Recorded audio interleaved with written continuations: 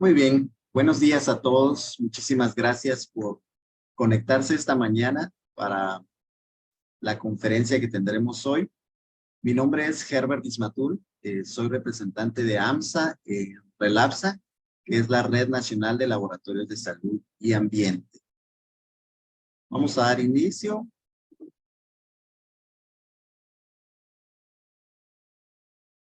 Bien, y para iniciar vamos a hablarles un poquito acerca de lo que es RELAPSA. RELAPSA es una asociación técnica, científica, civil, no lucrativa, con personalidad jurídica ajena a toda actividad política y religiosa, que reúne a laboratorios guatemaltecos relacionados con la temática de salud y ambiente. Bien.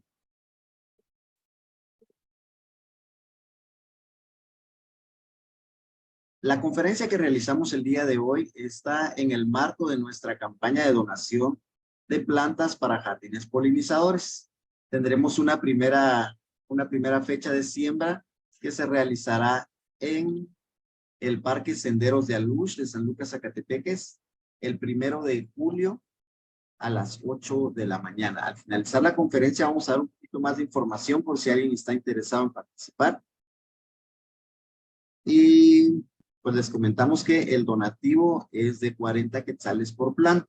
Con esto vamos a poder hacer el donativo al Parque Senderos de Alush. Bien, entonces la conferencia que nos une esta mañana es la conferencia titulada Jardines Polinizadores. Y está a cargo de María Chavarría. Ella es bióloga, especialista en educación ambiental. Actualmente trabaja para la Asociación Defensores de la Naturaleza en educación ambiental. Tiene diplomados en restauración de ecosistemas y servicios ambientales por el INECOL, el Instituto de Ecología de Veracruz, y actualmente es estudiante de maestría en conservación de vida silvestre y biodiversidad en la Universidad Nacional de Costa Rica. Entonces, para nosotros es un gusto presentarla y tener con nosotros esta mañana esta interesante conferencia.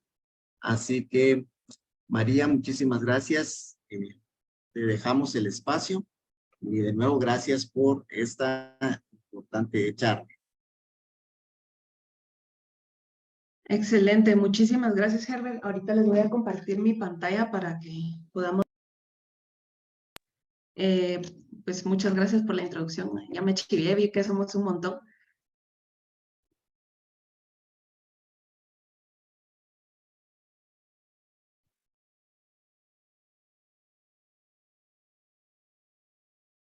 Listo, solo para confirmar si todos pueden ver mi pantalla. Así es, María, ahí estamos viendo tu pantalla. Excelente. Bueno, yo esta conferencia la titulé Jardines Polinizadores, conservando la biodiversidad en las ciudades, por lo que pues me comentaste al momento de organizarla que nos iban a ver varias personas que trabajan para el área del Cerro Alush y sus alrededores, que también pues en el departamento de Guatemala es donde más he trabajado. Entonces pues centré los contenidos en estos, solo hago la salvedad porque pues Guatemala es un país con una enorme diversidad biológica, entonces hay algunas especies de las que voy a mencionar que probablemente no se distribuyen por todo el país, pero siempre vamos a encontrar en cualquier parte del país que estemos pues alternativas para poder hacer nuestros jardines polinizadores. Entonces, pues yo trabajo, como mencionaba Herbert, para la Fundación Defensores de la Naturaleza. Pues les voy a contar un poquito nada más de qué hacemos también como fundación para ponernos en contexto. Pues somos una ONG que lleva 40 años trabajando por los recursos naturales del país.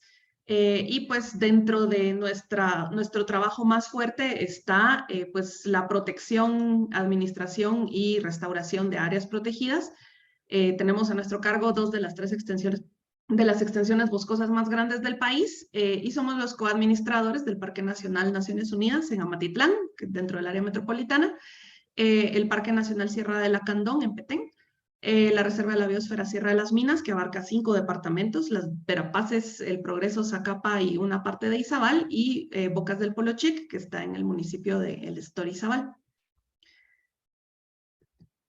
pues trabajamos porque nuestro propósito es conservar la naturaleza hoy para asegurar su existencia mañana, y pues dentro del marco de este trabajo que estamos realizando, pues es la conferencia de hoy. Pues ya entrando, digamos, dentro del contexto de los polinizadores y la polinización, pues llama la atención, seguramente todos nos hemos percatado que dentro de las distintas flores que vemos silvestres o cultivadas, vamos a ver muchísimos colores, aromas y formas diferentes. ¿Y a qué responde esto? Pues aproximadamente el 90% de las plantas que existen en el planeta son plantas con flor. Dentro de la evolución de las plantas, pues tenemos varios grupos de plantas, desde las plantas no vasculares, ¿verdad? Como los musgos, las plantas vasculares sin semilla, como los helechos, las plantas con semilla pero sin flor, como, como los pinos o los cipreses, ¿verdad? Y las plantas con flor, que pues son el grupo más diverso y abundante de las plantas. Esta diversidad y esta riqueza que vemos dentro del grupo de las plantas con flor responde en buena parte a una evolución junto con los animales y particularmente con el grupo de los insectos. ¿Por qué? Porque las plantas y los insectos encontraron a lo largo de su historia evolutiva pues un espacio en el que podían tener relaciones mutualistas o colaborar muy bien, que es en el de la polinización. Pues las plantas, como todos sabemos, ¿verdad? No se pueden mover. Sin embargo, los animales, pues la mayoría de los animales sí. Entonces, pues digamos, existe esta relación mutualista entre la mayoría de plantas con flor y los insectos, en los cuales las plantas pueden proveer al animal de ciertas recompensas, por ejemplo, pues el néctar, que tiene un alto contenido de azúcares, que sirve de alimento y fuente de energía, o el polen, que también muchos de los animales polinizadores se alimentan en parte de polen, y a cambio, pues el polinizador le provee a la planta algo que la planta no puede hacer, que es transportar sus gametos de una planta a otra o de una flor a otra para permitir la reproducción. Para hablarlo así muy a grandes rasgos, pues la polinización o polinización cruzada, pues se le llama a la transferencia de polen de una flor a otra flor. El polen es ese polvito amarillo que vemos en la punta de los estambres de las flores, esas puntas donde se produce el polen se llaman anteras, y generalmente pues la polinización ocurre, llamémosle sin querer, ¿verdad? El polinizador no es que él quiera ayudar a la planta a reproducirse, pero pues al entrar en la flor a alimentarse, el polen se pega en sus patas, en su cabeza, en su carita, etcétera. Y entonces cuando él visita otra flor para seguir buscando su alimento, sin querer queriendo, pues lleva el polen de la flor anterior que visitó y lo transfiere a la parte femenina de la flor. Pues si se acuerdan de las clases de ciencias naturales, digamos, el órgano entero se llama pistilo, pero en la punta de los pistilos hay un pedacito pegajoso que se llama estigma, donde los granos de polen se pegan y pueden pues producir un tubo polínico que lleva a las células masculinas al gametofito femenino. Este proceso es lo que permite que las plantas con flor produzcan frutos y semillas. La semilla, que pues es la futura planta, y el fruto, que es el tejido que le rodea y del cual pues muchos animales y los seres humanos nos beneficiamos porque lo usamos como parte de nuestro alimento. Pues este proceso de la polinización ha sido tan exitoso que justamente, como les mencionaba, ha dado como resultado que tengamos una enorme diversidad de flores de todos los tamaños, de todos los colores, de todos los olores, para poder atraer a distintos tipos de polinizadores diferentes. La mayoría de las plantas con flor, de hecho, dependen de los polinizadores para poder reproducirse, ya sea de forma parcial o total. Dentro de ellas, pues muchas de las plantas de las cuales nosotros nos alimentamos. Por eso llamamos a la polinización un servicio ecosistémico. Un servicio ecosistémico se le denomina a los beneficios que los seres humanos obtienen de la naturaleza. Solo paréntesis, si me estoy yendo muy rápido o si hay dudas, avísenme por favor, porque si no después a veces me inspiro y me voy de largo. Entonces, volviendo también a la parte introductoria, entonces, ¿qué significa polinizador o qué es un polinizador? Hasta ahorita, pues, les he mencionado principalmente a los animales porque es en quienes nos vamos a centrar, pero existen varios agentes polinizadores, es decir, pues varios agentes vivos o no, mediante los cuales se puede realizar el proceso de polinización. Las más famosas y las más importantes realmente, pues son las abejas y abejorros, pero también seguramente ustedes los han visto alimentándose en las flores, las mariposas y polillas, lepidópteros, tanto diurnos como nocturnos, también pueden realizar polinización. Los colibríes, los murciélagos, las moscas, no las moscas domésticas que tenemos en casa, sino que hay familias de moscas que están adaptadas como polinizadoras, avispas, escarabajos, incluso se han descubierto otros animales que son capaces de polinizar, como algunas especies de lagartijas o musarañas.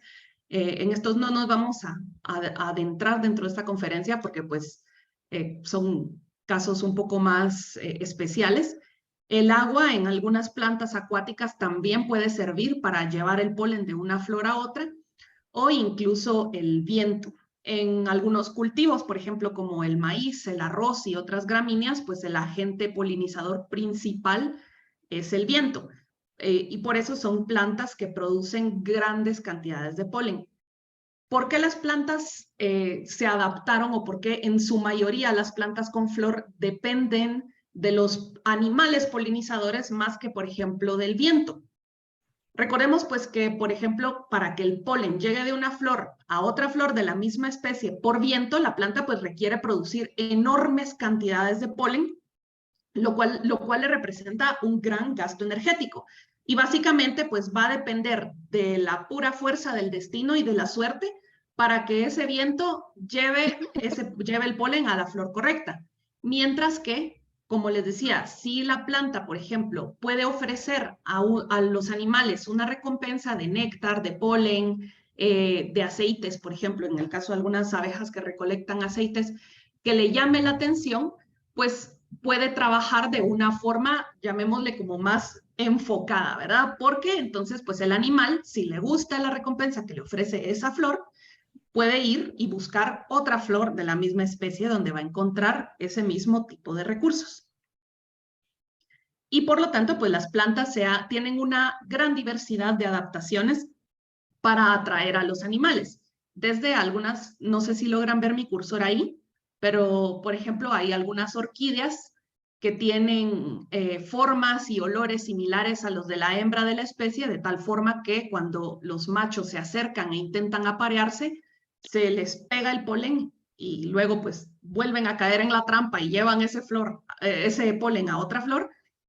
Otras plantas que, por ejemplo, en el caso de las asclepias, tienen unas pequeñas trampitas, por llamarles así, en las cuales se quedan atrapadas las patas de los insectos para que se les pegue el polen y luego, pues cuando los insectos logran soltarse, llevan esos polinios o esas bolitas de polen pegadas a sus patas, que son estas cositas amarillas que ven acá que tiene la abejita en la punta de sus patas, patrones dentro del espectro UV que pues no es visible a nuestros ojos como seres humanos, pero sí es visible a los ojos de muchos insectos, como los que vemos en la imagen del centro, que básicamente son como una pista de aterrizaje que le indica a la abeja, así como aquí está el polen, aquí está el néctar, aquí está la recompensa, aquí es donde tenés que aterrizar, ¿verdad?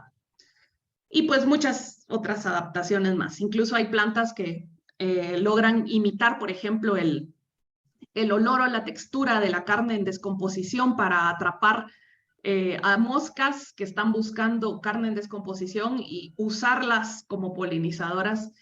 Pero bueno, vamos a pasar a lo siguiente, si no me quedo acá atrapada. ¿Y por qué los polinizadores son tan importantes o por qué nos compete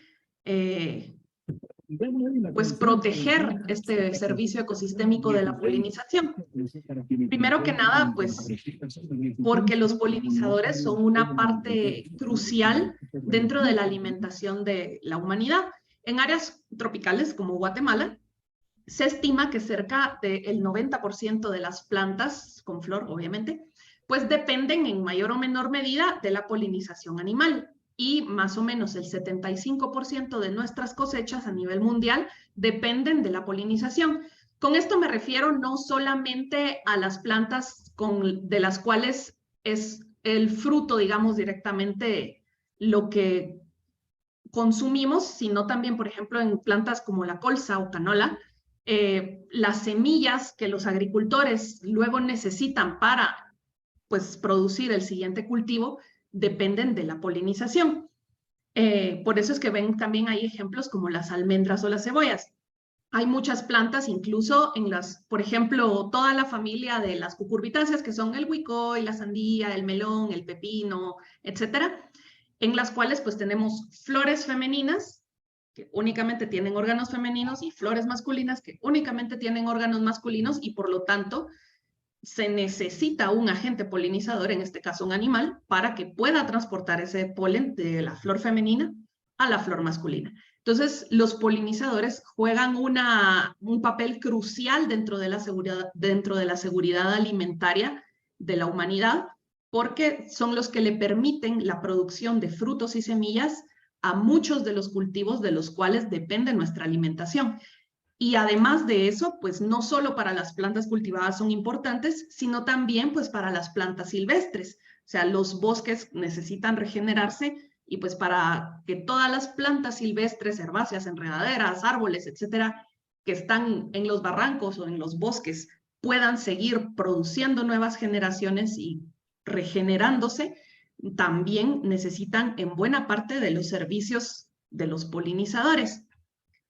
Además, pues no solo los seres humanos no solo utilizamos alimentos, sino que también dependemos de los polinizadores para la producción de especies que utilizamos, por ejemplo, para madera, para fibras y para otros usos, además de la alimentación.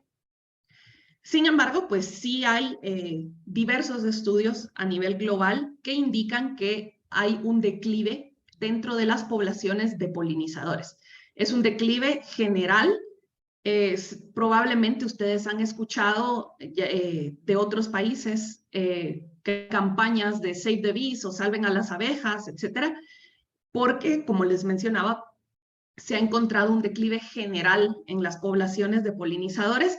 Las abejas, como les mencionaba, pues son los polinizadores más diversos e importantes, pero esto es en general, tanto de vertebrados como de invertebrados. ¿A qué se debe esto? Pues hay muchas amenazas, tanto en el área urbana como en el área rural.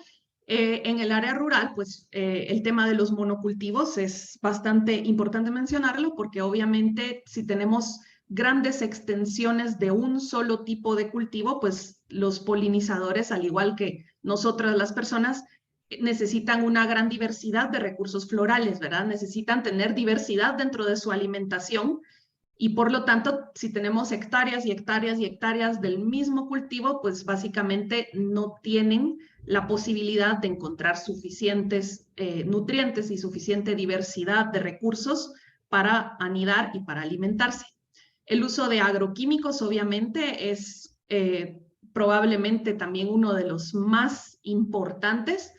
Dentro de la agricultura, principalmente dentro de la agricultura industrial, pues se utilizan enormes cantidades de agroquímicos que tienen un efecto ya sea directamente letal, es decir, que pues agarran, sprayan y matan a los insectos, y también se encuentran algunos que tienen un efecto subletal, que son aquellos que tal vez no directamente lo matan al insecto de una vez, pero sí causan alteraciones en su comportamiento o en su desarrollo. Dentro de ellos, pues se menciona mucho al grupo de los insecticidas neonicotinoides, que afectan directamente al sistema nervioso central de las abejas y, pues, como les digo, afectan su desarrollo, afectan su sistema nervioso y pues les impiden pues funcionar correctamente, ¿verdad?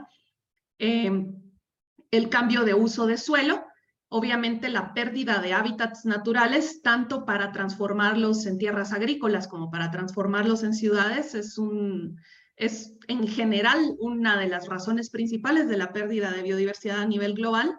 El cambio climático también juega un rol importante debido a que pues, el cambio de los patrones de floración también puede alterar el comportamiento de los polinizadores. Las plagas y enfermedades que están relacionadas tanto con el cambio climático como con las especies exóticas invasoras. Dentro de las abejas, por ejemplo, principalmente creo yo en Estados Unidos hay estudios de un ácaro que se llama varroa, que pues afecta a las abejas domésticas, las abejas melíferas, las que todas conocemos, que producen miel, pero que también se puede contagiar a poblaciones de abejas silvestres. Y las especies exóticas invasoras, aquí en Guatemala pues no hemos tenido introducción de este abejorro, pero por ejemplo en Australia se ha introducido un abejorro europeo que es el Bombus terrestris, con fines de agricultura, pero que compite directamente con las poblaciones de abejorros nativos y que está causando pues un declive dentro de sus poblaciones. Aquí pues en nuestro país tenemos bastantes vacíos de información, aunque hay científicos muy dedicados, pues particularmente les puedo mencionar al grupo de investigación de abejas nativas de SECON-USAC, que ha producido grandes cantidades de información, o al doctor Jishiro Yoshimoto de la Universidad del Valle, que estudia mariposas diurnas. Sin embargo, pues sí tenemos bastantes vacíos de información respecto a qué está pasando en el país, cómo están nuestras poblaciones. Hay algunos estudios, por ejemplo, en el caso de los abejorros, de proyecciones poblacionales por cambio climático, pero no me voy a adentrar en eso porque si no nos inspiramos mucho aquí.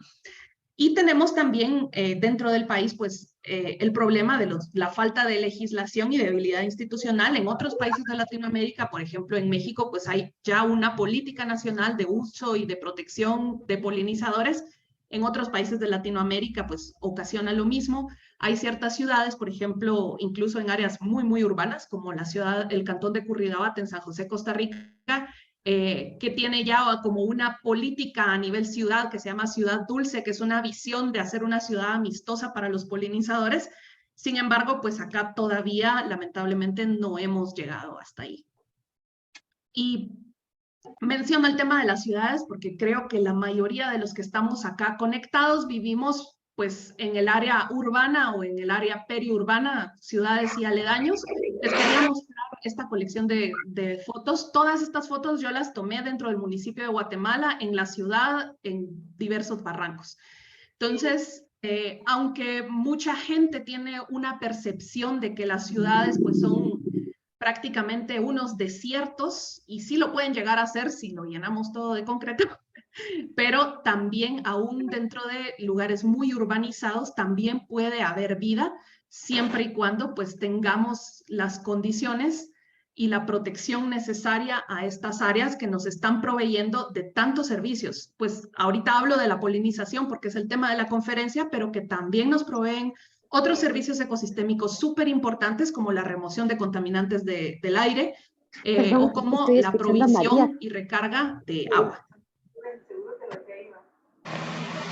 ¿No? Pues esto, lo que les mencionaba, ¿verdad? Esta es una pequeña colmena de abejas ¿Te angélicas. Claudita? Esta foto también la tomé yo. Esa la tomé en zona 13, en una pared de zona 13. Y pues se han hecho estudios en otros países también sobre el rol de los polinizadores dentro de los espacios urbanos.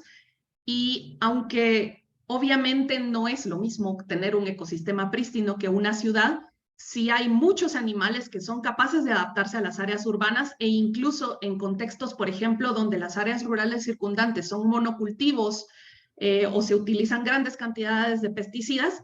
Incluso en algunos países se ha llegado a encontrar mayor diversidad dentro de áreas urbanas, de abejas específicamente, que en áreas rurales circundantes, cuando el contexto ecológico de las áreas rurales circundantes es poco favorable para las poblaciones de polinizadores. Entonces necesitamos cambiar un poco el chip de que sí, claro, es importantísimo conservar las áreas protegidas, pero no necesitamos irnos a la reserva de la biosfera maya para encontrar biodiversidad, ni necesitamos viajar kilómetros para poder proteger e incidir en la conservación de la biodiversidad, sino que pues el mensaje principal que yo les quiero dejar es que también nosotros, aún dentro de espacios tan pequeños como un jardín o un balcón, o si tenemos pues chance de tener lugares más grandes, no sé, ya pensar en el Parque de la Colonia o en un barranco cercano a nuestra casa o una finca, podemos ayudar a conservar la biodiversidad que nos rodea.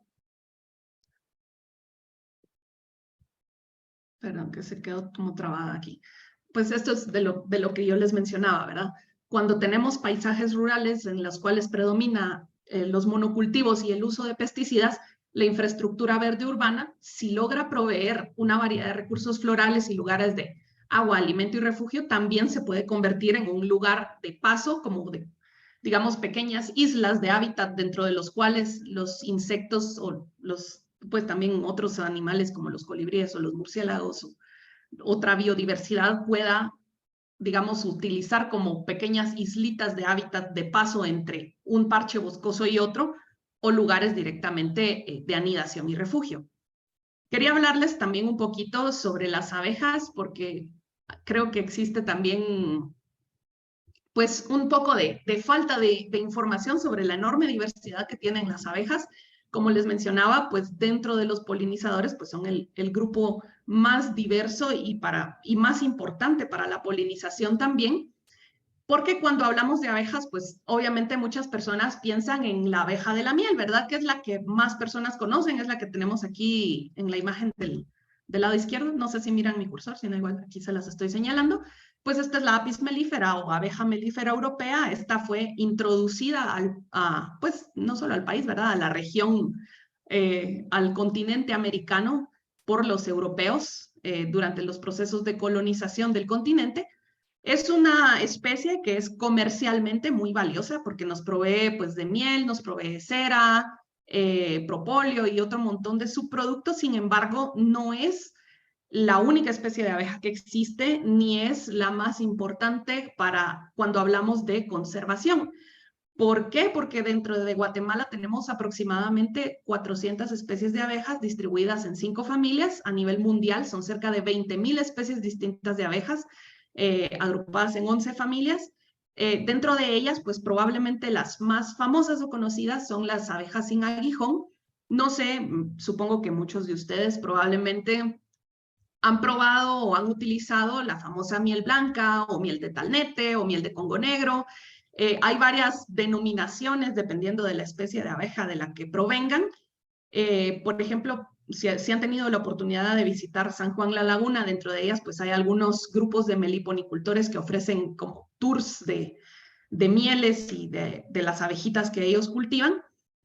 Pues estas abejas sin aguijón sí son abejas nativas, es decir, que su distribución natural y su origen está dentro de esta región. Y estas abejas sin aguijón también producen miel. Como les mencionaba, pues todas estas mieles como la miel de doncella, la miel blanca, la miel de congo negro, la miel de talnete, etcétera, todas estas son mieles que provienen de abejas sin aguijón. Y se diferencian pues de la miel de abeja melífera en cosas como la textura, porque usualmente pues tienen una textura un poco más líquida, el sabor que suele ser pues un poquito más ácido y por lo tanto tienden a fermentarse. Se pueden comer, pero principalmente la población, hasta donde yo tengo conocimiento o donde yo he logrado observar, pues generalmente tienen más usos medicinales, porque se utilizan pues para heridas externas, para quemaduras, para problemas oftalmológicos, y también se utilizan, pues también, como les digo, tienen importancia alimenticia. También se puede utilizar el cerumen, que es la cera que producen las abejas nativas para fabricación de diversos artículos. Y porque también, pues, la meliponicultura es algo que viene dándose en nuestro país incluso desde tiempos prehispánicos. En distintos escritos prehispánicos, como el Códice Trocortesiano, que también le llaman el Códice de Madrid, podemos encontrar instrucciones detalladas de cómo reproducían a los mayas a estas abejas, que es la Melipona becchei, que es la de la imagen aquí de la esquina derecha de la presentación. Pues ahí ellos tienen descripciones detalladas desde cómo dividían las colmenas, cómo sacaban la miel, cómo sacaban los demás subproductos, de las castas que tenían. Tienen dibujos bastante detallados, digamos, si ustedes ven este dibujo que está acá al centro, ven que es una vista frontal de la abeja y se logran observar pues las antenas, se logran observar las mandíbulas, las alitas, incluso estos pelitos que tienen en las patas se logran observar con bastante detalle y pues es algo, como les digo, que los mayas desde tiempos prehispánicos pues ya conocían y practicaban y que se ha seguido practicando en nuestro país a lo largo de todo este tiempo. Las abejas, pues, como les mencionaba, tienen mucha diversidad, no vamos a profundizar demasiado en esto, pero no todas las abejas viven en colmenas. Las abejas sin aguijón que les mencionaba, pues sí. Sin embargo, también existe una enorme diversidad dentro de nuestro país de abejas solitarias, es decir, que no viven en colmenas organizadas en castas como las que normalmente conocemos, sino que pues son hembras que se reproducen, ponen sus huevos a veces dentro de troncos podridos, dentro de otro tipo de cavidades, los dividen, le dejan a la cría un granito de polen para que se alimente cuando eclosione y se van. Entonces, pues las abejas solitarias no producen miel, sin embargo, sí tienen una enorme importancia como polinizadores de un montón de cultivos. Hay abejas de todos los colores también y tamaños. Tenemos abejas muy, muy pequeñitas que apenas miden unos milímetros, hasta abejas tan grandes como muchos abejorros que ya, pues no sé cuánto será esto, tal vez medirán alrededor de 1 pulgada de tamaño o más. Tenemos colores diversos también, ¿verdad? No aunque popularmente uno piensa abejas y es como rayitas negras y amarillas, no son todos los colores que existen. Tenemos abejas, por ejemplo, dentro del grupo de abejas de las orquídeas o otra familia que se llama Alictidae o abejas del sudor, vemos abejas verde metálico o azul metálico con patrones muy bonitos. Y vamos a hablar también de los otros polinizadores para no quedarme solo con las abejas. Como les mencionaba, pues son los más diversos e importantes, pero no son los únicos. Comúnmente se pueden confundir con las abejas. Están estas que se llaman moscas de las flores. Hay una familia en particular que se llama la familia de los sírfidos, que pues son moscas adaptadas para la polinización, aunque hay otras moscas que también la pueden realizar. ¿Cómo podemos distinguir pues una abeja y una mosca si miramos que ambas tienen rayas negras y amarillas? Si ven, pues los ojos de las moscas son muy, muy grandes, mucho más grandes que los de las abejas. Tienen antenas bien cortitas, si se fijan ahí, bueno, la longitud de las antenas. Pues, y que tienen las moscas, pues únicamente este par de alitas funcionales, mientras que en las abejas, creo que en estas de la foto no se logra observar, pero pues tenemos 2 pares de alas, en las moscas únicamente un par de alitas funcionales. A menudo pues tienen coloraciones similares para confundirse con las abejas o con avispas, aunque las moscas pues obviamente en el caso de estas moscas no tienen aguijón, no pican, pero pues les sirve tener esa coloración que puede confundir a potenciales depredadores para hacerlos creer que son abejas o avispas y que no se las coman, ¿verdad? Aparte, pues vamos a ver en las moscas comportamientos muy peculiares, en este caso de las moscas sírfidas, por ejemplo, que pueden quedarse suspendidas en el aire como que estuvieran flotando y volar hacia cualquier dirección, o sea, volar hacia los lados, volar hacia atrás, que son pues movimientos de vuelo que las abejas no pueden hacer. Y este grupo de las moscas sírfidas es importante no solo por el rol que juegan dentro de la polinización, sino también porque muchas de sus larvas son controladores de plagas importantes porque se alimentan de pulgones. La de la foto de aquí de la esquina inferior izquierda es una larva de mosca sírfida comiéndose un pulgón, que pues es de las plagas más comunes, no solo en agricultura, sino que es de las plagas que comúnmente podemos ver en nuestros jardines. Les soy sincera, no sé cuántas especies de moscas sírfidas hay dentro de Guatemala. En el mundo se calcula que hay cerca de 5.400 especies, pero usualmente con los insectos, pues como son tan abundantes y tan diversos y están en todos lados, a veces es un poco difícil tener el estimado exacto. Dentro de polinizadores vertebrados tenemos también a los murciélagos, que pues es el único grupo de mamíferos voladores. Los murciélagos en Guatemala tenemos muchas especies, cerca de 104. No todos polinizan. Los murciélagos pues ocupan una gran diversidad de funciones o nichos dentro de su hábitat. Algunos, por ejemplo, pues se alimentan de frutos y al alimentarse de esos frutos dispersan las semillas, entonces ayudan a que se regeneren los bosques también. Tenemos murciélagos nectarívoros, que se complementan su dieta usualmente también con polen o con frutos, pero que vamos a distinguir a los murciélagos que están especializados en alimentarse de néctar porque tienen trompas y lenguas muy largas, como el que observan acá en la imagen, ¿verdad?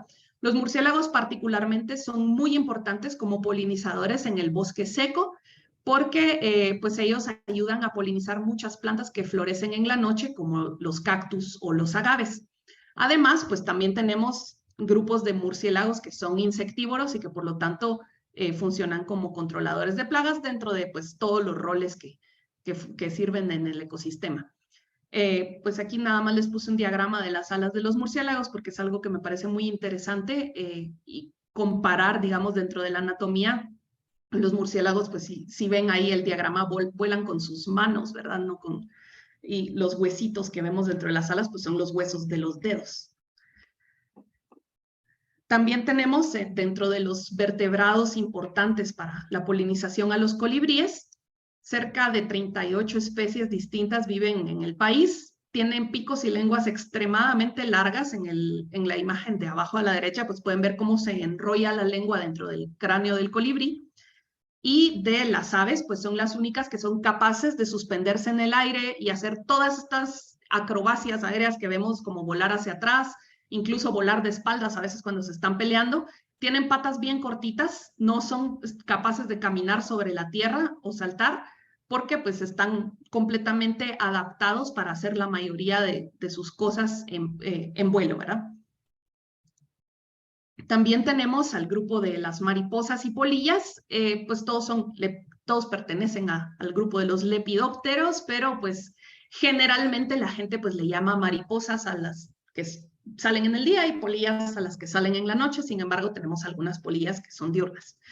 De las mariposas diurnas, según los datos que yo encontré de un estudio que hizo Jishiro Yoshimoto dentro del Parque Cayala, que creo que es de los más detallados que tenemos para la ciudad de Guatemala, se reportaron ahí cerca de 109 especies de mariposas diurnas. Curiosidades de las mariposas, pues algunos probablemente las han visto, oído, leído, que tienen los receptores del gusto en la parte inferior de sus patas y por lo tanto, pues al pararse sobre las superficies pueden sentir los sabores.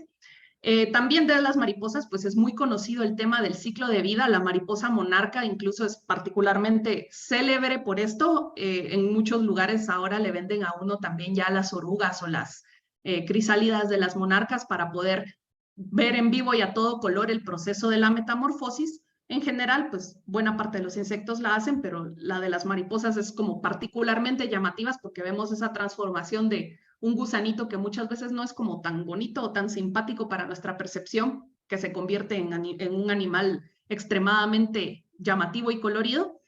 Las mariposas pues se alimentan principalmente de néctar, pero también necesitan obtener minerales y aminoácidos para complementar su alimentación de otras fuentes. Por eso es que comúnmente vamos a ver a veces mariposas paradas, por ejemplo, en charcos de lodo o incluso en excrementos de animales, porque este tipo de espacios los utilizan ellas para complementar su dieta. Tienen unas probóscides, pues esas trompitas largas como las que vemos en la imagen de abajo a la izquierda, que se llaman espiritrompas. Espiri porque están en espiral cuando las enrollan y pues trompa porque es su trompa, ¿verdad?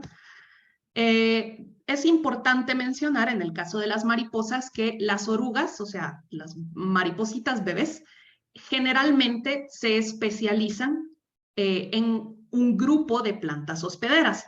De estas, pues, les pongo aquí dos ejemplos de los más conocidos. Por ejemplo, en el caso del grupo de las asclepias o algodoncillos, son hospederas de las mariposas monarca, que es la que tenemos hasta arriba, y estas dos especies que les llaman mariposas reina, todas del género Danaus.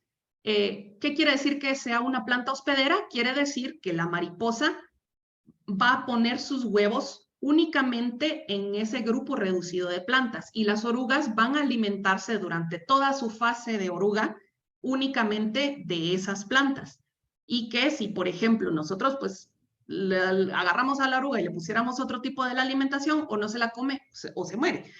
Y que por lo tanto, si nosotros, por ejemplo, queremos pensar en tener un jardín para mariposas o incentivar la presencia de mariposas en nuestro jardín, necesitamos tener a las plantas hospederas de las cuales las orugas se alimentan para que las mariposas adultas puedan poner sus huevos en ellas y pues seguir produciendo nuevas generaciones de mariposas. Además, pues de otras plantas que llamen la atención de las mariposas adultas para alimentarse del néctar. Las pasifloras, que son las que vemos del lado derecho, pues toda la familia de las pasifloráceas son plantas hospederas. De esta mariposa de hasta arriba le dicen mariposa cebra de alas largas y estas dos de abajo le dicen mariposas pasionarias, que son Dione juno y Dione moneta. Son todas estas, las orugas de estas tres especies. Estas especies, las que les estoy poniendo aquí en las imágenes, todas son especies que están en Guatemala. Y pues que necesitan, las pasifloras son bien fáciles de distinguir por esta forma tan peculiar que tienen las flores. Hay pasifloras cultivadas, ¿verdad? Como el maracuyá o la granadilla, o pasifloras que tienen uso ornamental como pasifloras silvestres. Y esta familia es la que utilizan estas mariposas para poner sus huevos. Aquí les puse un link abajo, si quieren, denme chance, ahorita se los puedo pegar en el chat, si me lo permite la computadora, para que puedan descargar. Es un librito producido en Costa Rica de guía de plantas hospederas para mariposarios. Obviamente no todas las especies coinciden porque pues hay especies que están en Costa Rica que no están acá y viceversa, pero digamos es tal vez de lo más similar a la realidad guatemalteca en cuanto a plantas hospederas para mariposas. Aquí podemos encontrar por lo menos algunas. En el caso de que pues a ustedes les interesara el tema de jardines para mariposas y quisieran como pues también tener dentro de sus jardines plantas hospederas. Y ahora pasamos pues a la parte medular de la presentación, que es cómo entonces podemos ayudar a los polinizadores.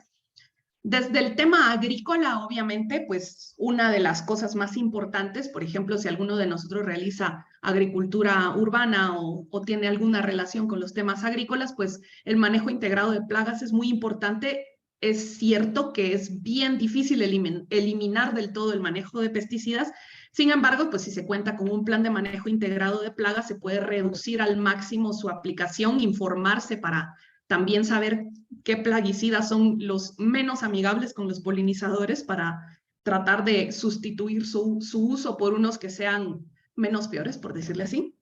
Tener el uso, por ejemplo, de cercos vivos o de parches de vegetación silvestre dentro de los cultivos para que pues sirvan también de fuente de alimento. En el caso pues, de las personas que ya se dedican a la agricultura, por ejemplo, y tienen vecinos que se dedican a la meliponicultura o a la apicultura, pues poderles avisar sobre las aplicaciones de agroquímicos para que puedan proteger a las colmenas, evitar la aplicación de los plaguicidas cerca de las colmenas y evitar pues al momento de aplicar un pesticida o plaguicida, aplicarlo cerca o sobre las flores, ¿verdad? Obviamente, pues lo ideal es tratar de pensar en una agricultura sin pesticidas o con controles, digamos, controles biológicos o controles orgánicos, ¿verdad? Y pues también tenemos que para muchos de nosotros probablemente es como la forma más directa y sencilla de contribuir, que es la creación de jardines polinizadores. No existe un tamaño mínimo o máximo para hacerlo, o sea, podemos tener desde un par de macetas en un balcón si tenemos un espacio reducido, hasta pues un jardín completo del tamaño que ustedes se quieran imaginar.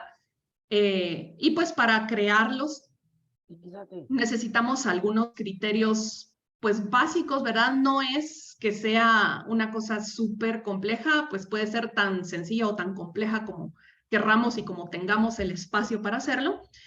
Una de las cosas pues importantes a la hora de escoger un espacio pues es en el caso de que sea un área, por ejemplo, muy seca, pues ver que tengamos accesibilidad de poderle dar riego, ya sea desde una regadera de mano, una manguera o lo que sea. Tener acceso a suficiente sol. La mayoría de plantas de exteriores que usamos para jardines polinizadores pues van a preferir sol o semisombra. Como les decía, puede ser en macetas o puede ser directamente en la tierra. Eso va a depender del espacio que tengamos disponible.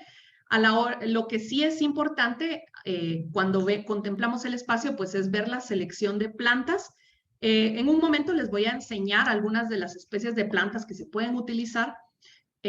Preferiblemente, pues, utilizamos plantas nativas. Sin embargo, pues, entiendo que a veces es difícil conseguirlas en vivero. No todas se consiguen en viveros. Hay otras que, pues, como son plantas silvestres, probablemente nos va a ser relativamente fácil conseguirlas porque ya están naciendo ahí como monte y podemos simplemente empezarlas a reproducir ya a propósito.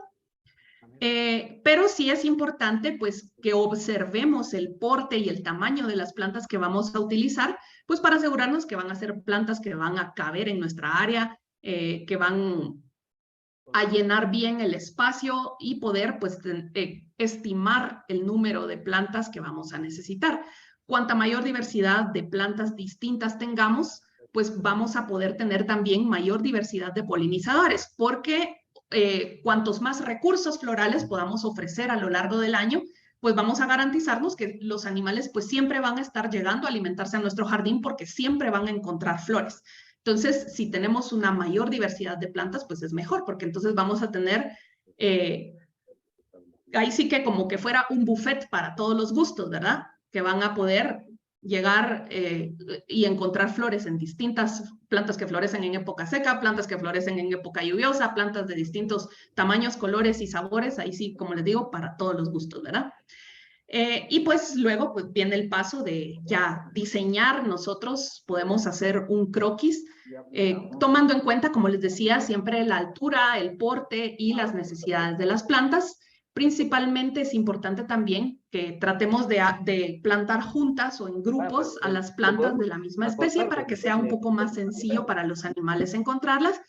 Y creo que también por un tema estético. Acá les puse un ejemplo, ¿verdad? No es que lo tienen que hacer así, pero, por ejemplo, si vamos a tener, por ejemplo, un espacio en el que va a haber árboles y lo tenemos pegado al cerco, pues vamos a tener a las plantas más altas en la parte de atrás, ¿verdad? ¿Por qué? Porque obviamente no queremos que nos impidan el acceso a las plantas más chaparritas o que les hagan demasiada sombra. Luego podemos poner, por ejemplo, pues ya arbustos o plantas de porte medio en la parte central y hierbas, plantas más chiquitas enfrente. Entonces ahí sí que, como les digo, esta parte del diseño pues sí va a depender mucho pues de qué plantas van a utilizar y del tamaño de las plantas que vamos a utilizar y del espacio que tenemos disponible. Por ejemplo, pues en esta cuadrícula pueden ver que este es un diseño que se hizo como a escala de que cada cuadrito representa un pie y contempla más o menos el tamaño de cada especie. Y aquí con las letras pues está señalado pues dónde va a ir el grupo de cada una de las especies. Ya habiendo escogido esto, o sea, suponiendo que ya sabemos qué plantas vamos a usar y dónde las vamos a poner, pues lo normal que haríamos, como si vamos a sembrar cualquier jardín, ¿verdad? Que es remover bien el sustrato, picar la tierra para asegurarse que esté suave y que las raíces puedan penetrar fácilmente. Si tenemos pedazos de piedras o ripio grandes, pues retirarlos. Y en el caso que sea necesario, porque tenemos un suelo pobre, pues agregarle materia orgánica o un suelo muy compactado, pues también ponerle una mezcla de arena, brosa y tierra negra, ¿verdad? También pues ver que haya, cuando sembremos las plantas, que haya suficiente espacio para dejarlas crecer, porque a veces pues compramos los piloncitos en el vivero y son de este tamaño, pero por eso les decía que es importante pues buscar cuál es el tamaño que llegan a alcanzar las plantas que vamos a sembrar, porque a lo mejor y las sembramos demasiado pegadas y luego se convierten en unos grandes arbustos y se chocan entre ellos, ¿verdad? Y en el caso, si usamos macetas, pues es importante ver el tema del drenaje, que tengan perforaciones que dejen salir el agua para evitar que las raíces se pudran. Y luego con el tema del mantenimiento, si específicamente estamos sembrando un jardín para los polinizadores, pues sí es importante no usar pesticidas, ¿verdad? Porque esta es una de las mayores amenazas que ellos enfrentan. Si no, pues podemos recurrir a otro tipo de medidas de saneamiento, principalmente preventivas. Si nosotros estamos pendientes de nuestro jardín, podemos actuar ante las primeras señales de plaga y poder realizar pues fertilizaciones o enmiendas en el suelo si es necesario, o poder realizar podas también. Y poder, pues en el caso que ya sea necesario usar algo remedial, pues como les decía, también hay soluciones orgánicas. A mí, en lo personal, pues yo también tengo mi jardincito polinizador en el patio, porque ni es jardín, es un patio con unos arriatitos, pero sí he logrado tener, de hecho, dentro de mi casa bastante diversidad incluso de colibríes y de abejas, a pesar de que vivo en el centro histórico rodeada de cemento por todos lados. Pero, por ejemplo, a mí el jabón potásico y el aceite de neem, la verdad es que me han funcionado bastante bien como métodos de control de plagas. Y es importante también, digamos, no quedarnos con la información, sino compartir este conocimiento con otras personas que puedan estar interesadas en el tema y que a lo mejor lo que no saben es por dónde empezar o qué hacer. Y en el caso también de la ciencia ciudadana, no sé si ustedes conocen, creo que dentro de aquí había algunos nombrecitos conocidos de usuarios de eBird, pero también tenemos, por ejemplo, que pues se especializa en aves, ¿verdad? Entonces, pero por ejemplo, tenemos plataformas como iNaturalist, que es una plataforma dentro de la cual se pueden subir observaciones de cualquier grupo, le hace insectos, plantas, mamíferos, aves, etcétera. Y pues podemos ir subiendo, por ejemplo, fotos de los visitantes florales que tengamos dentro de nuestro jardín polinizador, y esto pues también ayuda a enriquecer los conocimientos que tenemos de la diversidad que hay dentro del país y pues en este caso también dentro del departamento de Guatemala, Zacatepeques y sus áreas aledañas, ¿verdad? Este es un ejemplo. En mi trabajo anterior en la Municipalidad de Guatemala teníamos un proyecto bastante bonito de jardines polinizadores. Aquí tengo a mis compañeras, por si más adelante quieren contar un poquito de esto. Pero este es un ejemplo de un jardín polinizador que se hizo en el Camellón Central de Vista Hermosa. Ahorita hay más ya. Hay uno en Avenida Las Américas, otro en Plaza Berlín. Pues ahorita, como les digo, ya no trabajo ahí, pero ellos, por aquí creo que está mi compañera Joan de la Parra, que fue con quien teníamos este proyecto en conjunto y les podrán contar más, pero quería mostrarles este como un pequeño caso de estudio. Este jardín pues se sembró, como les digo, en un área súper urbana, el Camellón Central del Boulevard Vista Hermosa. En más o menos 4 meses este jardín pues evolucionó a un jardín bastante tupido. En este teníamos muchísimo algodoncillo, que es la planta hospedera de la mariposa monarca. De hecho, ni siquiera habíamos terminado de sembrarlo y ya habían empezado a llegar mariposas monarcas a ovipositar dentro de las plantas. Estas son algunas fotos que yo tomé de algunos visitantes que tuvimos en este jardín y en otros de los jardines que usamos, y como pueden ver, pues tenemos una enorme diversidad de mariposas, de abejas, de abejorros. No son todos, pero todas estas fotos son tomadas dentro del municipio de Guatemala en plena ciudad, o sea, para que veamos que también, a pesar de que a veces nos pasa desapercibida, sí hay animales silvestres que están dentro de la zona metropolitana y que básicamente lo que pues están buscando es un área que les proporcione el agua, el alimento y el refugio que ellos necesitan. Ahora ya para pasar a una parte un poco más práctica, ¿verdad? ¿Qué especies podríamos utilizar? Acá, obviamente esta lista no es exhaustiva. Guatemala tiene una enorme diversidad de flora, entonces pues probablemente hay especies atractivas que no voy a incluir aquí, no porque sean menos atractivas que estas, sino que porque no me caben, pasaríamos hablando de esto toda la tarde y toda la noche. Pero, por ejemplo, de las que podemos conseguir en viveros, por eso se las puse dentro de la pestaña de ornamentales, por ejemplo, está la erica de hecho es nativa. La bulbinela, esa no es nativa, pero sí es bastante atractiva para las abejas. Las asclepias o algodoncillos, esa es nativa y la podemos encontrar de forma silvestre como monte, entonces podemos reproducirla incluso a partir de las plantas que espontáneamente crecen en nuestro entorno, e incluso justamente por ser planta hospedera de mariposas monarca, en algunos viveros ya se consiguen. Las lantanas, que les dicen 5 negritos o 7 negritos también, de la misma forma son plantas silvestres que se pueden, nativas, que se pueden conseguir en prácticamente cualquier parte del país, y justamente porque son muy atractivas principalmente para mariposas, en algunos viveros ya se pueden encontrar también. Los camarones, yo les puse en particular el camarón rojo, que es mi favorito, pero también el camarón amarillo o el camarón blanco, pues nos pueden funcionar. Estas son bastante atractivas para abejas, pero también llegan colibríes. La tumbergia o zapatito de muñeca, tenemos esta que es la más común, digamos que se usa mucho para pérgolas, que es la tumbergia misorensis. También hay otra tumbergia que le dicen flor de jade, ambas son muy atractivas para colibrís. No son nativas, pero son atractivas para los colibríes. Las fucsias colgantes, de esas que nos venden en canastas en los viveros, son muy atractivas también para los colibríes. Como arbolitos pequeños, por ejemplo, o arbustos, tenemos el timboco, ese es nativo, se encuentra de forma bastante frecuente, principalmente en el corredor seco del país. En Amatitlán se cultiva muchísimo también y es bastante también llamativo.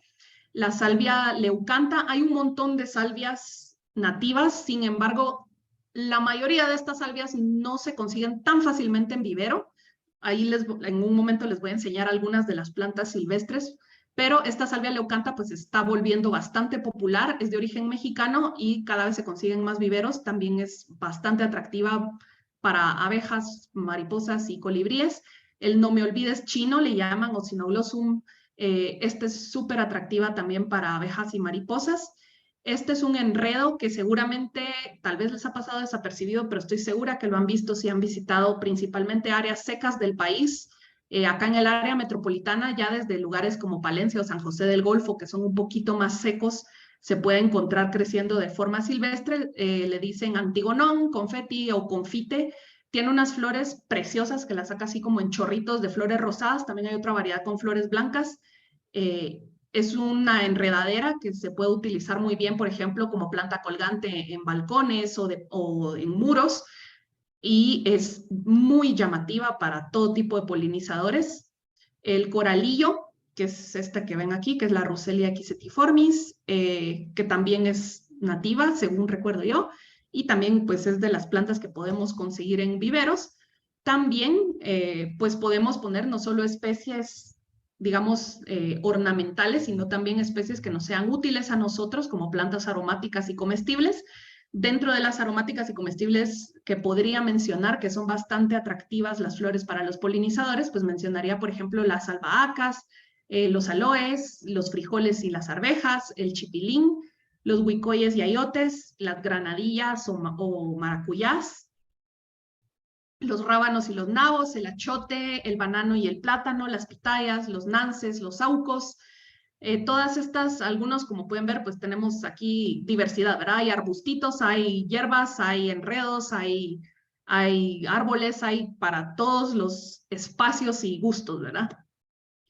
Y dentro de las plantas silvestres, muchas de estas seguramente ustedes pues las han visto, pero tal vez no siempre les ponemos mucha atención, pero pues son plantas que son sumamente valiosas también para los polinizadores y que realmente pues si las observamos y las llegamos a apreciar, hay muchas de estas que pueden de hecho cultivarse como potenciales ornamentales o como plantas para jardines. Algunas ya, como les digo, la lantana y las asclepias pues son plantas que son puramente monte, pero que crecientemente cada vez más viveros las empiezan a vender también como plantas ornamentales porque pues la verdad es que son plantas bonitas, de colores bonitos, que en general pues requieren pocos cuidados y menos agua y por lo tanto pues son bastante fáciles de mantener porque ya están adaptadas a las condiciones locales y por lo tanto pues no representan mayor dificultad respecto a pues mantenerlas vivas porque usualmente ellas se mantienen vivas solas. De estas podría mencionar, por ejemplo, a esta le dicen ortiga o chichicaste manso, le dicen también.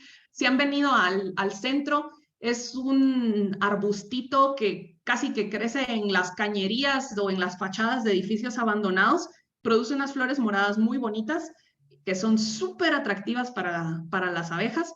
El tunay, si están en el área de Cerro Alush, justamente cuando uno sale hacia el altiplano, es bien común, florea principalmente más o menos a partir de los meses de final de año, o sea, octubre, noviembre, diciembre, enero todavía. Es una Dalia imperialis, de hecho es pues uno de los antecesores de las dalias cultivadas. De las salvias silvestres hay un montón. Para esta región metropolitana, pues una de las más comunes es esta que le dicen chichinguaste morado o el cuetillo, le dicen también, esta es la salvia purpúrea. Tenemos los quiebracajetes, que son enredaderas, principalmente, la mayoría son anuales, sin embargo, algunos pues sí se cultivan también como, no sé si son bianuales o perennes, pero hay algunos quiebracajetes que de hecho los podemos conseguir también como plantas ornamentales en viveros, y muchos justamente en los meses de la época lluviosa pues empiezan a prosperar y a florecer dentro de las áreas silvestres. Las flores de muerto también, que le dicen alache, que es una malvácea chiquita, estos totolquelites, que son estos blanquitos, que también son súper comunes en los barrancos, los mirasoles, que son como girasolitos silvestres, el platanillo, que es, ay, ahorita se me fue el nombre científico, se los debo, pero en un rato me acuerdo. Seguramente los han visto también. Esta planta también es bien común en barrancos y bosques de la región metropolitana, el escobillo. Hay fucsias, varias especies de fucsias silvestres, o sea, las cultivadas, las más comunes son estas colgantes de canasta, pero dentro de las fucsias silvestres pues hay bastantes arbustos principalmente, como esta que es la fucsia arborescens o la fucsia micrófila, que son bastante comunes también en el área como les digo, en toda la región metropolitana, pero en el área del Cerro Alush también. Las cruceas silvestres, que son unas plantas muy parecidas a las pentas, pero en variedad nativa y silvestre, que son súper atractivas para las mariposas y que prosperan rapidísimo. Son bien fáciles de cuidar. Varias de estas yo la verdad es que las he tenido la experiencia de producirlas, digamos, ya para su uso, y son como, pues básicamente son monte, ¿verdad? Entonces son plantas muy agradecidas, fáciles de reproducir y fáciles de cuidar. También, pues agregué esta diapositiva porque a veces me preguntan. Todo lo que hemos hablado hasta el momento pues son para polinizadores. Sin embargo, pues si tenemos un poquito más de espacio, también podemos pensar en restaurar para fauna dispersora, principalmente pues aves, ¿verdad? Pero también otros animales como las ardillas o los murciélagos se alimentan de frutos, y si tenemos un poquito más de espacio, algunos de los árboles nativos que yo podría recomendarles para atraer aves, mapaches, ardillas y demás fauna que pueda alimentarse de frutos serían, por ejemplo, pues los encinos. En Guatemala tenemos varias especies de encinos. La región metropolitana pues está sentada en un bosque de pino encino, entonces les recomiendo ahorita que empiecen a poner atención, porque los encinos empiezan a producir bellotas más o menos en el mes de julio, cuando ya julio, agosto, hasta finales de año, que es la época más fresca, es cuando más bellotas tenemos. Entonces, si tienen encino cerca y quieren pues recolectar bellotas para sembrar, es el momento como de empezar a poner atención a la evolución de las bellotas para poderlas cosechar en cuanto estén listas. Los nances, la trema micranta o capulín cimarrón, que es una planta bien llamativa para las aves, que es un árbol de crecimiento rápido, que pega súper fácil también. Los coralillos, que ahora se han estado volviendo también ya un poquito más conocidos y populares. Estos florecen cerca de la época de fin de año, tienen unos racimos bien bonitos de flores blancas que son muy atractivos para los polinizadores, y adicionalmente los frutos son muy atractivos para las aves. Entonces, si tenemos espacio para un arbolito, pues un coralillo le va a dar alimento a muchos animales a lo largo de todo el año.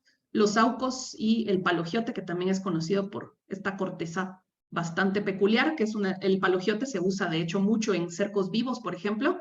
Entonces es una especie fácil de reproducir y que tiene frutos muy llamativos para aves también.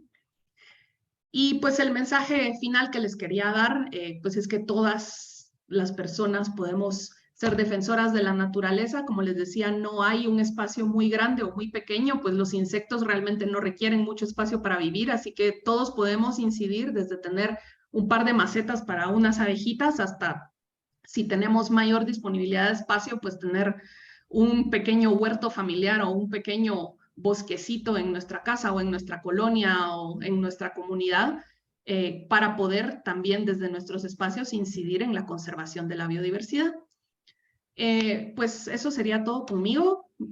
Les agradezco a todos por su tiempo y por conectarse. Espero que les haya interesado, que les haya servido. Les dejo ahorita en pantalla mis datos de contacto por si necesitan pues mayor información o lo que sea que quieran, y pues eso sería todo por mi parte. No sé si tenemos dudas, preguntas o comentarios. Si Herbert está por ahí también para Muchísimas gracias, María. Sí, Gracias. efectivamente te agradecemos muchísimo por esta conferencia. Parece súper interesante toda la información que nos has compartido. Y sí, en este momento vamos a dejar un espacio para preguntas o alguna consulta que tengan nuestros participantes. Tenemos también ya por aquí algunas que nos hicieron llegar y ahorita te las vamos a compartir. Bueno, voy a dar lectura a algunas de las que nos llegaron antes. Nos consultan sobre plantas o flores que se puedan considerar como dañinas o invasoras que deberíamos tratar de evitar, por ejemplo, en áreas boscosas. ¿Tienes idea de alguna? Sí, principalmente, digamos, en este caso, yo les soy honesta, no he encontrado estudios para nuestro país específicamente de, digamos, del grado de impacto ya de las especies exóticas invasoras, pero en general, en el área metropolitana de Guatemala vamos a encontrar muchos pastos o poáceas invasoras. Ahorita les voy a enseñar algunas, solo déjenme, les voy a poner unas imagencillas en Google y les comparto mi pantalla.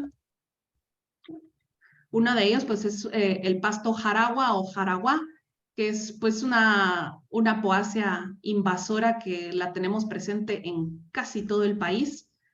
Por ejemplo, pues, en las áreas de defensores en Naciones Unidas está bastante presente y, pues, muchos de estos pastos tienen origen africano. Entonces, lo que ocurre es que en la época seca, pues se secan, ¿verdad? Valga la redundancia, y prenden fuego con mucha facilidad. Entonces, muchos de los pastos que se usan o se han utilizado en algún momento, por ejemplo, para ganado, se han vuelto invasores y como evolucionaron en hábitats en los cuales pues, los incendios son relativamente frecuentes, son incluso resistentes al fuego. Entonces, digamos, en la época seca, por ejemplo, lo que pasa con este pasto jaragua es que pues, se seca, sirve de yesca para los incendios forestales y ayuda pues a que estos incendios pues se dispersen con mayor facilidad.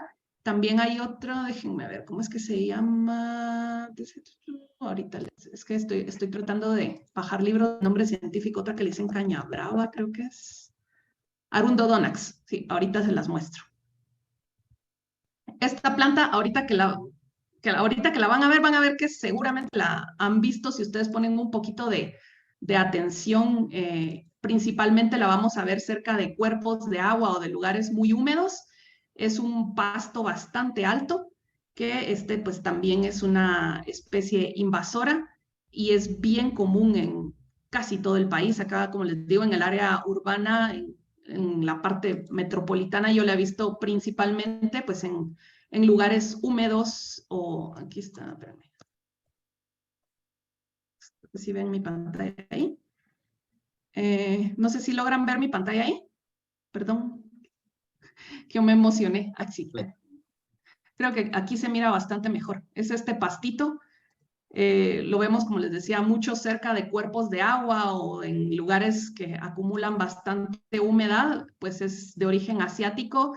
Y en general las gramíneas o pastos tienen la particularidad de que aparte que son pues sumamente invasivos y que se reproducen con mucha facilidad, pues también tienen rizomas, que quiere decir como raíces subterráneas, que no sé si logran ver mis manos ahí, pero pónganse, aquí está, esta es la parte de la planta que vemos, acá va la raíz y acá hay otra parte de la planta, así como la grama, digamos. Y que entonces a veces, aunque arranquemos la parte visible de la planta, si queda un pedazo del rizoma abajo de la tierra, pues esa planta rebrota. Entonces son bastante difíciles de combatir. Pero sí es importante pues empezar, digamos, a sustituir su presencia por especies nativas. Por ejemplo, pues en el caso de los barrancos, pues sustituirlas por especies de árboles, porque también, pues como los pastos suelen formar matas bastante densas e impenetrables, pues no permiten que crezcan otras especies o la regeneración de otras especies porque crecen en estos conglomerados muy espesos que aunque caiga aquí la semilla de un arbolito, pues no va a poder germinar porque las gramíneas pues le impiden la luz y le impiden el acceso al sustrato para poder germinar correctamente. Estas de las plantas que puedo pensar ahorita, digamos, estas serían como dos de las principales y de las que yo sí he visto que ocurren con frecuencia en el área metropolitana. Seguramente hay más, pero pues estas serían como dos de las más representativas que se me ocurran ahorita. Ok, muchas gracias, María. Nos preguntan también relacionado con esto, si tienes ideas sobre una especie de árbol que le llaman llama del bosque, si realmente es dañino para las abejas, consulta. Sí, sí es dañino para las abejas. Justamente a mí me pasaron una imagen de eso y pues le consulté a unos amigos de SECON que son expertos en abejas y me confirmaron que en efecto esta llama del bosque, ahorita también les voy a mostrar cuál es por si alguien no está familiarizado con la especie, es un árbol de origen africano que es sumamente común en toda Guatemala, pero pues en el área metropolitana se ha usado mucho como especie ornamental, porque la verdad es que las flores son llamativas y bonitas, pero sí se ha encontrado que pues es dañino para las abejas. Es el llama del bosque, Spathodea campanulata. Las aves, o sea, y pues ahí sí, irónicamente, ¿verdad? A las aves les gusta mucho alimentarse de las vainas, pero las flores sí son tóxicas para los polinizadores. Es un árbol bastante grande también, entonces, pues no recomiendo, porque aparte de dañino para los polinizadores, si su espacio no es muy grande, este es un árbol que sí crece bastante.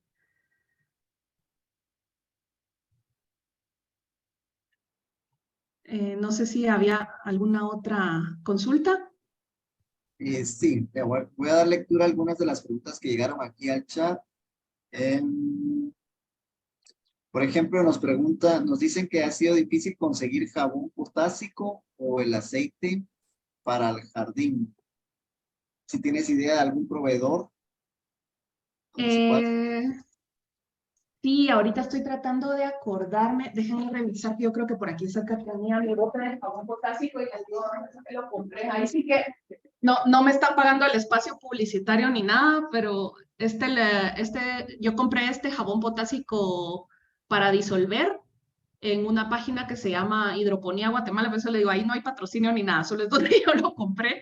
Seguramente hay otros lugares, yo he visto, si mal no estoy, si están más cerca, por ejemplo, de la Antigua, en la Escalonia, creo yo que tienen también, en general en lugares que sean como de suministros de agricultura orgánica o similares, creo que es donde probablemente va a ser un poco más sencillo encontrar este tipo de productos. Pero, por ejemplo, este jabón que yo compré, como les digo, viene en como pues una pasta y se puede disolver ya en agua y ya pues eso es lo que rocía uno directamente en las plantas.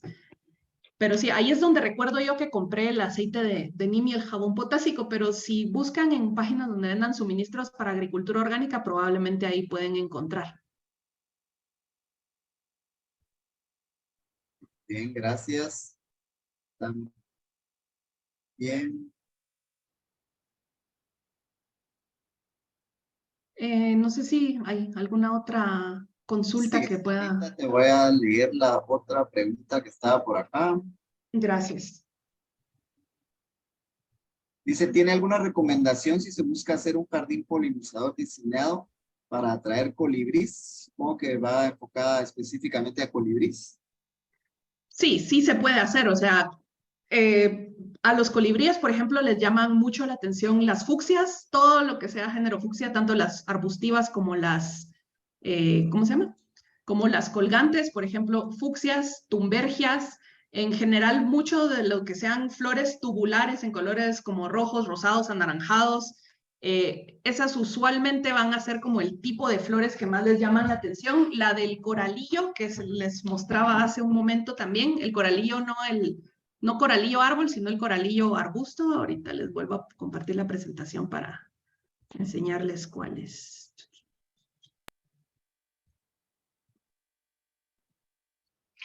Por ejemplo, esta que les muestro, la de arriba, esta fucsia silvestre, es la fucsia arborescens, es un arbustito. Hay otra que se llama fucsia micrófila, que también es un arbusto de flor rosada pequeñita. Las dos les enloquecen a los colibríes. Las tumbergias, en general, Los camarones les gustan bastante también. Las fucsias, las ornamentales, colgantes, les gustan también bastante. Las salvias, tanto las silvestres como, por ejemplo, en la leucanta es como tal vez de las más frecuentes de encontrar en viveros, también les llaman mucho la atención. Los coralillos, pues esas serían como algunas de las principales que podría recomendar si específicamente quisiéramos atraer colibríes.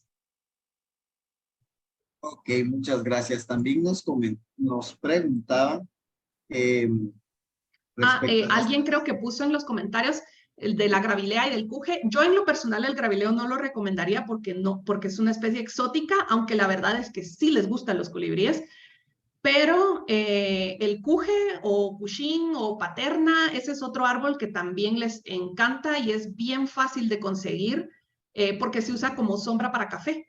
Entonces, y pues aparte si hay algunos que por la paterna, ¿verdad? Que el fruto es comestible, entonces digamos si tenemos espacio, pues es doble ganancia, ¿verdad? Ganan los colibríes para la alimentación en las flores y si nos gusta comer paterna o cushín, pues también ganamos nosotros, ¿verdad? Y los animales que pueden alimentarse también de ese fruto. Pero sí, creo que vi ahorita en ese comentario que alguien los mencionó y sí, también ese sería otro árbol que pudiéramos aprovechar. Ok, entonces te comentaba sobre, o más bien nos consultas sobre las amenazas que puedan tener los organismos polinizadores, aparte de lo que ya habías mencionado de pesticidas. ¿Tienes tu idea de qué otras amenazas afrontan los polinizadores? Sí, la pérdida de hábitat en general es como de lo más drástico para la biodiversidad, es decir, la deforestación, ya sea porque esas tierras se convierten en urbanizaciones, que es algo que estamos viendo en toda el área metropolitana, que nuestros bosques pues se convierten cada vez más en tortas de cemento, ¿verdad?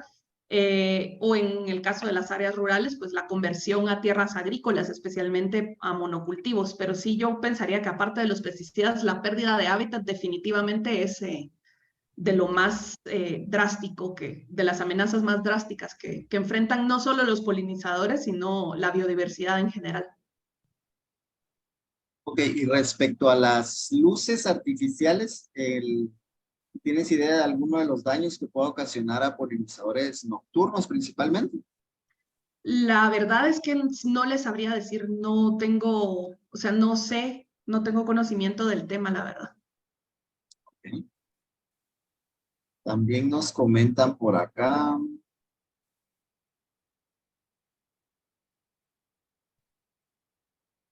Voy a leer el comentario. Dice, ¿para algunas plagas funcionan las trampas cromáticas o son un mito? ¿Tienes idea de eso?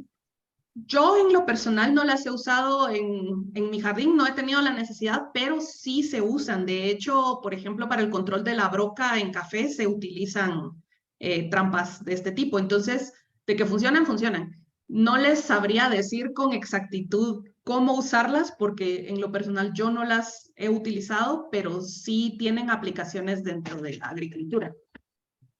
Sí. Excelente. Bueno, yo creo que estamos con las preguntas. María, muchísimas gracias por tu participación. Gracias por esta excelente conferencia que nos has dado. Nos han consultado si vamos a subir la grabación y ven, en los próximos días vamos a estarla subiendo en nuestras redes sociales y les vamos a estar compartiendo la información. Si alguien desea una constancia de su participación en esta conferencia, pueden registrarse en el formulario que pusimos en el chat y en los próximos días les llegará a su correo. Vamos a ver, tenemos... Y ahora solamente vamos a dar un poquito de información general.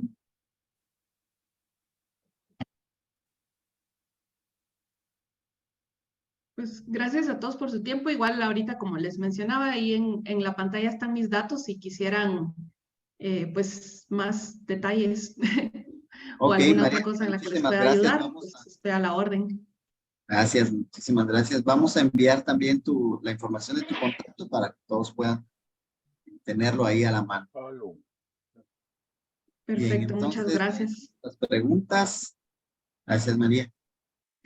Para finalizar, solamente vamos a hablarles rapidito sobre la campaña de donación de árboles y plantas para polinizadores que estamos organizando a través de Relapsa, con el apoyo del Club de Observadores de Aves Urbanas, al cual María también pertenece.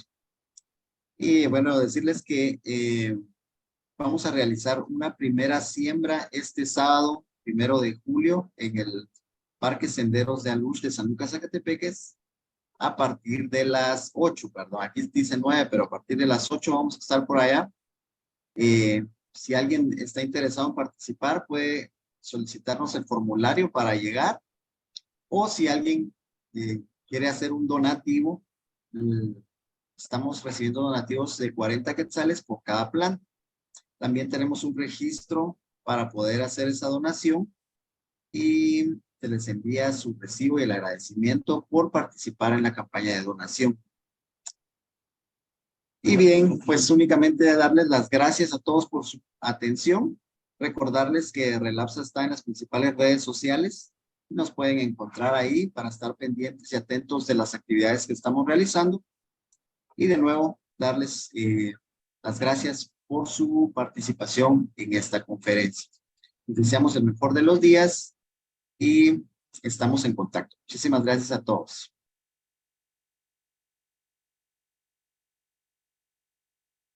Gracias a todos por su tiempo. Nos vemos.